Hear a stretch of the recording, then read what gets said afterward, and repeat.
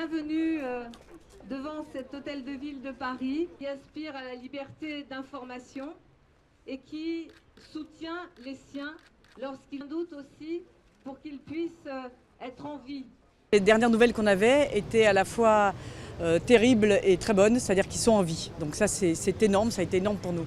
La Syrie avait ce site particulier qu'on ne savait pas quel groupe les avait pris.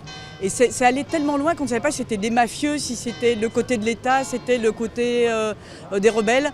Ce qu'on sait maintenant, c'est qu'ils sembleraient être détenus dans la zone rebelle. Donc ça ne veut pas dire que c'est un groupe rebelle, mais qu'en tout cas c'est plutôt de ce côté-là, plutôt que du côté de Damas. J'ai travaillé 20 ans avec lui, c'est un ami très cher.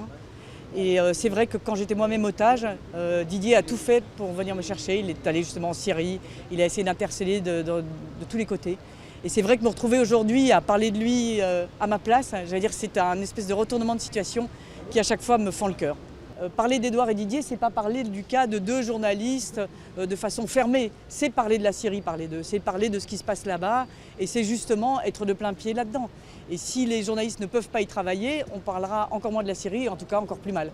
Il n'y a pas de citoyen libre sans information libre, sans journalistes indépendants qui enquêtent, et notamment en Syrie et sur les lieux de conflit, où sans leur présence, les massacres se passeraient à huis clos. Si nous savons ce qui se passe en Syrie, si nous connaissons les atrocités de cette guerre, c'est d'abord parce qu'il y a des journalistes qui, depuis le début de cette guerre civile, sont présents sur le terrain. Depuis plus de 30 et quelques années, presque 40 ans, la France, les autorités françaises ramènent les journalistes qui ont été pris en otage.